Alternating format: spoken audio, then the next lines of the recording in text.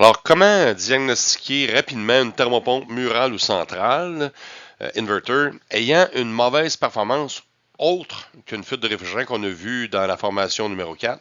Alors aujourd'hui, on va aller approfondir d'autres composantes qui pourraient créer des mauvaises performances de thermopompe. On va commencer avec la EEV, la valve d'expansion électronique. Si jamais elle est défectueuse ou bloquée, ça veut dire qu'elle ne peut plus tourner. Bloquée parce que les tuyaux sont bloqués, ça c'est très rare. Il y a des strainers normalement sur les EEV. Mais ça peut arriver qu'une valve d'expansion électronique soit bloquée ou tout simplement que le step motor encore serait défectueux puis qui enverrait la valve d'expansion ouvrir ou fermer à des mauvais endroits ou à des mauvais moments. Bon, symptômes possibles, on peut augmenter ou réduire la haute et basse pression sans que les fréquences du compresseur soient anormalement hautes.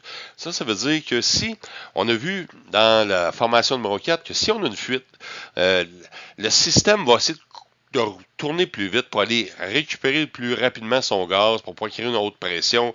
Bon, quand on a une fuite, le compresseur se met à tourner beaucoup plus vite pour rien. Quand on a un problème de valve d'expansion qui serait, mettons, trop fermé, on a un compresseur qui n'essaye pas d'accélérer, mais la haute pression va être visiblement plus haute. Bon, ça, c'est un symptôme qui dit, OK, ma valve d'expansion ne travaille pas bien.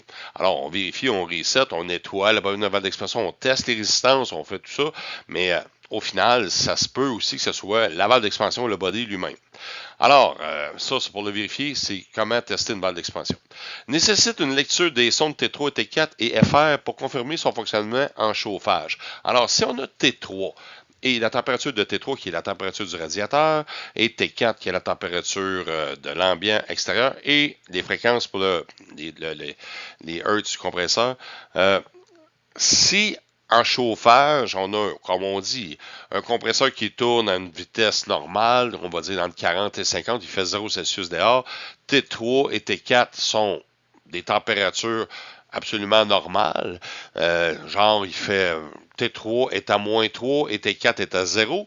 Alors, si on dit, bon, ça c'est normal, on voit pas de problème dessus, mais si T3 encore, sans que les fréquences soient trop élevées, que T3 est à moins 15 et que T4 est à plus 5, là, on va pouvoir dire, OK, il y a quelque chose qui ne marche pas, ça ressemble à une fuite, mais le compresseur ne court pas après son gaz, alors c'est pas une fuite, c'est plus la valve d'expansion qui évapore pas de la bonne façon. OK. Puis après ça, on nécessite une lecture des sondes T1, T2 et FR en considérant T4 pour confirmer son fonctionnement en climatisation. Bon, si jamais on va jusqu'à se rendre à ce test-là, vérifier en climatisation, quand même, il faudrait qu'on ait un 20 Celsius sur T4, qui est la température ambiante extérieure. Bon, nécessite une lecture des sondes T1, T2. Qu'est-ce qu'on a comme retour d'air T1 et qu'est-ce qu'on a comme température de gaz à l'évaporation T2?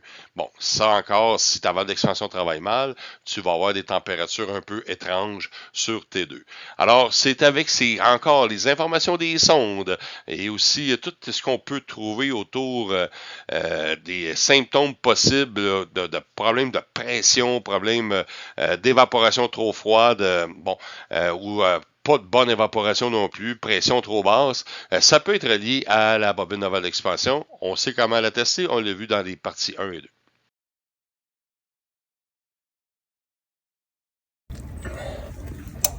Bon, ici, on va voir le fonctionnement d'une bobine de valve d'expansion.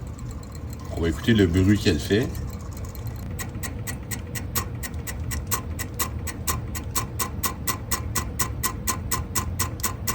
Ça signifie qu'il se passe de quoi dans le body de la valve d'expansion?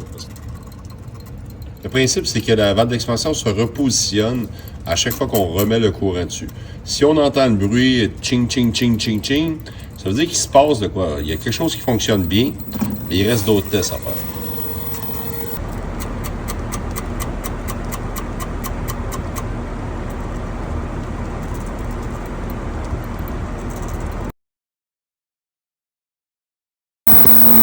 Le système semble avoir comme la valve bloquée, mais c'est vraiment parce qu'on a ajusté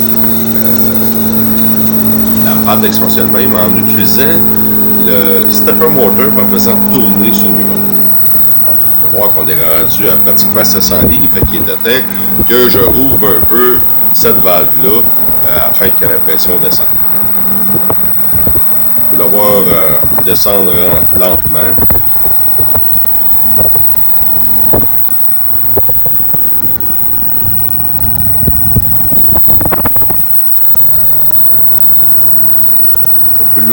encore un peu. On la déconnecte du côté et on la tourne tranquillement sur l'axe. Un tour. Et on vérifie.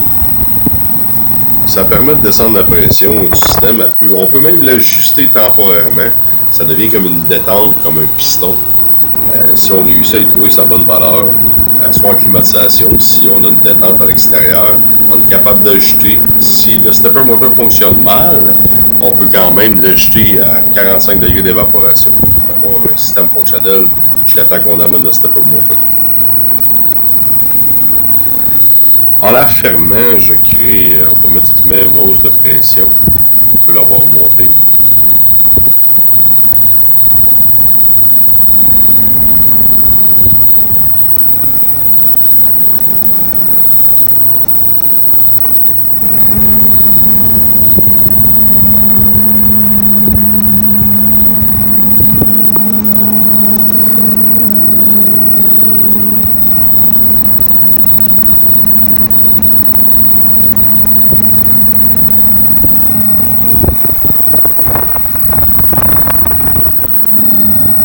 On peut regarder aussi à l'écran la température de la ligne 3/4 à 63 Celsius et que la pression est rendue en haut de 700 livres. Ça, c'est en fermant la valve d'expansion, ça crée une autre pression vu qu'il n'y a pas de protection sur ce système-là présentement. Puis on ne peut pas faire ça chez les gens, on s'entend. Monter un système à 700 livres, de toute façon on ne pourrait pas parce qu'il y a un système de protection. Mais moi, en laboratoire, je me permets des extras, mais c'est à éviter de faire ça chez le monde. Ce qu'on peut faire, par contre, c'est vraiment ajouter une température adéquate pour un temps temporaire quand on a besoin de climatisation puis que notre stepper moteur serait défectueux. Bon, dans la vidéo précédente, on a bien vu qu'on peut jouer avec la pression du système en manipulant la valve d'expansion, qui est tout à fait logique. La différence d'un manque de gaz avec une EEV non fonctionnelle ou bloquée ou peu importe, ce qu'on retrouve à voir, c'est une autre pression trop haute, sans que les fréquences du compresseur soient élevées. Fait qu'on a compris ça, c'est que si ta valve d'expansion travaille mal, ton compresseur ne courra pas après son gaz, puis ce qu'il va faire, c'est qu'il va rouler une fréquence normale, sa décharge devrait être pas mal chaude, reliée à la pression versus température, qui sera normale. Lorsqu'on a une fuite, et on a une décharge de compresseur, une température de décharge de compresseur beaucoup plus haute que la pression versus température. Ça devrait être relié à la pression si c'est un problème de EV, sinon la température serait anormalement plus élevée que la relation pression-température si c'était le cas d'une fuite. C'est vraiment la différence entre les deux. Comment j'ai pu diagnostiquer jusqu'à aujourd'hui quand c'est une valve d'expansion et quand c'est une fuite. Mais il y a d'autres cas qui doivent être mentionnés, outre que la EEV, il y a d'autres composantes d'un système qui peuvent créer un débalancement de performance ou de capacité.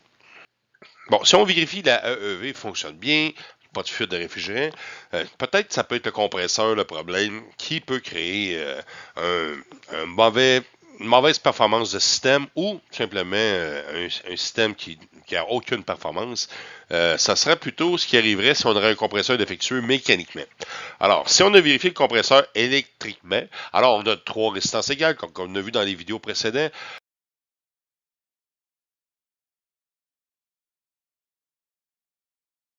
Vérifier au short to ground, absolument OL. Ça prend OL absolu, même pas un petit mégaohm, non, OL. Mais l'idée, c'est que si ton compresseur ne pompe pas, alors il y a des tests à faire pour vérifier comment faire pour vérifier si ton compresseur est fonctionnel mécaniquement ou pas. Bon, les problèmes possibles, le compresseur ne pompe pas bien, manque de pression. Il n'y a pas une basse pression adéquate. Il y a une basse pression trop haute et une autre pression trop basse. Alors oui, on peut, même jusqu'à un point où il n'y a aucune différence entre la haute et la basse pression, on peut comprendre qu'un compresseur ne pompe pas. Fréquence ne monte pas malgré la demande. Ça, des fois, c'est un débalancement de fréquence. Alors, on vérifie les résistances des 3 bornes du compresseur. Puis on se dit, bon, pourtant, le compresseur, ses fréquences ne montent pas. Il marche tout le temps à 25-30 de fréquence FR. Hertz. Et bon, si les fréquences ne montent pas, des fois c'est le board électronique, des fois c'est le compresseur justement que ses phases ne sont pas bien balancées ou il y a un petit short au ground. Ensuite, résistance interne à vérifier en ohm. Bon, ben, résistance du compresseur, on l'a dit, ça c'est déjà fait. La vidéo, on l'a montré dans les premières vidéos. Comment tester un compresseur, on va le revoir.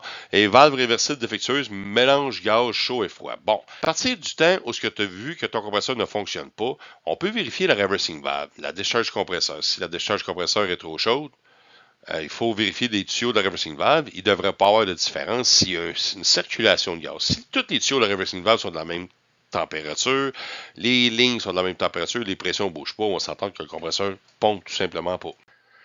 Les autres composantes qu'il faut vérifier, il y a d'autres composantes outre le compresseur. Le compresseur pompe bien, tout fonctionne bien, le board, les fréquences montent, mais ça travaille pas bien, ça veut pas fonctionner comme il faut. Il faut quand même vérifier les autres composantes qui restent, qui font partie du bon fonctionnement, de l'efficacité et de la capacité du système. Bon, les sondes, bon, vérifiez quand même que les sondes soient dans leurs endroits respectifs. Si la sonde ambiante extérieure est vraiment à l'extérieur, elle n'est pas prise dans le radiateur. Et aussi la sonde du bas de coil de la thermopompe extérieure, elle, il faut qu'elle soit dans son petit tuyau avec sa clip bien solide.